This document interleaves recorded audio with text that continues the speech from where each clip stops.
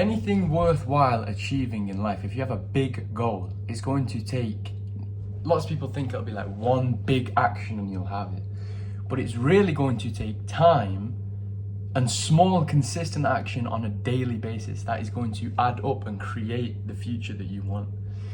I used to have this friend or person that I used to speak to when I used to work in a warehouse when I was about 17, 18 years old in Amazon. I used to work in the warehouse. And he'd have these fantastic ideas, he'd have these great things that he wanted to achieve and accomplish. But what he would say would change on a weekly basis, sometimes even a daily basis. Sometimes he could have this amazing idea for a business, something that if he put his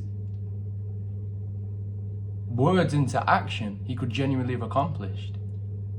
And then the next day, he'd go on to something else that was less good, and then something else, and he'd keep changing his mind. He couldn't stay single track, he couldn't stay on one plan. He couldn't commit himself and dedicate to one plan. He just wanted all these sporadic sort of, it's like the jizz in your pants moment, you know what I mean? It's like the initial thought of something is the exciting part, and then once you start to actually consider and think how you're going to do it, it can become mundane and you just want like an escape, a get out clause, a different idea, something new, something exciting once again. But if you want something worthwhile accomplishing, you have that idea. I'll give you an example. For the gym, for example, when you picture a muscular body, that sounds fantastic. That sounds great. And it is great. And it's going to take you to think that way every single day to accomplish it.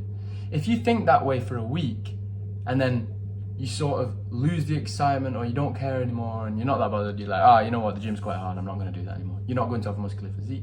Now, you don't need the excitement, but you need the discipline to keep going regardless of how you feel inside. If deep down in your heart you want to go to the gym and start building muscle, or if you want to earn a lot of money and create a business, or if you want literally anything that you want, it's going to take small action daily, no matter how you feel, whether you feel like it or not. So a lesson that I have learned to help me discipline my mind is picking. You might not know what your big goal is yet. You might not know what you want to do, or you might know what you want to do. But if you don't know what to do, but you want to train your mind to be disciplined for when you are ready to start tackling the big goals that you set for yourself, I recommend that you do this. And it's pick any task, no matter how ridiculous, no matter how mundane, no matter if it goes towards your goal or it doesn't go towards your goal, because the main thing you're trying to do is just develop discipline within yourself. Your new discipline could be, your new daily task could be to, when you get out of bed in the morning, you're gonna hop 5 times. Anything, literally anything. It doesn't matter what it is. The only thing that you are trying to accomplish, if you don't know what your main goal is to do something every single day just for the sake of doing it. That is the task or the challenge. It doesn't matter what it is. It could be to spin around 3 times. It could be something stupid like that, or it could be something useful like doing push-ups, doing sit-ups, doing crunches, just picking any task and doing it every single day. And some people might say that's totally pointless. It's not pointless. It doesn't matter how pointless the actual task is, because the task itself is repeating the pointless task until you train your mind to be disciplined. It's like flexing the muscles in the gym. It takes reps, it takes repetition to learn.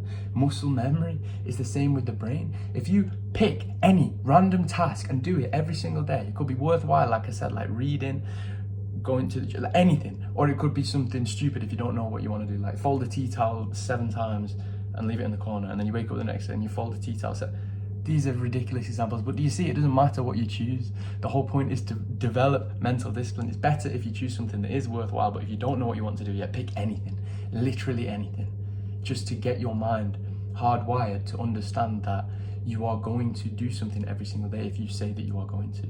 Do this for 100 days. Get a piece of paper or a whiteboard or something and just make a tally chart of every single time you complete this task until you've done it 100 days in a row. And if you skip a day, start again from day 1, day 0.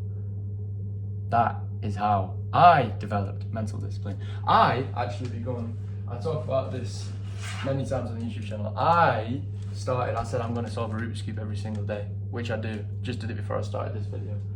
I still do it now. I started it about 250 days ago. and I've got many other commitments as well, but that's where it all began. So you might say, solving a Rubik's Cube, totally pointless, waste of time. Well, it's not a waste of time because it develops discipline within myself for all other aspects of life. Disciplines in life, they all lead into other disciplines.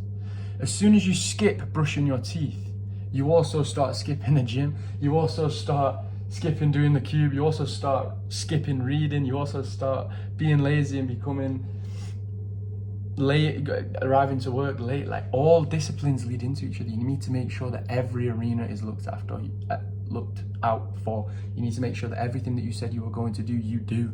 Because as soon as you start skipping one, that is the beginning of the erosion of what you have built in your mind. As soon as you start skipping on one, you start convincing yourself it's okay to skip on another one until you've got nothing left. I go through this cycle, or I don't anymore, but I have been through this cycle so many times where I finally develop a habit and then I let one slip and then they all just come tumbling down. It's like a house of cards. It's very, very delicate. You have to make sure that you treat it with care and respect and just be careful near it and just do what you said you were going to do. All of it, every single one of them. And if you stop doing one of them, make sure it's a decision that you've definitely made for yourself. For example, if I live till 100 years of age, which would be fantastic, God willing, if I live to 100 years of age, that means, unless I change my mind, I've got 78 years of solving a Rubik's Cube every single day. Maybe in 10 years, I don't want to do it anymore. I think it is a waste of time because I've developed the discipline. So I will say, okay, I'll do this for one more week. Now that's different. I wasn't just lazy. I didn't say, oh, I'm not doing that today, I can't be bothered. I said, I'll do it for one more week. I've got a plan to stop. So if you've developed a habit and you don't want to do it anymore, make sure you definitely don't want to do it anymore and you're not just being lazy for the day.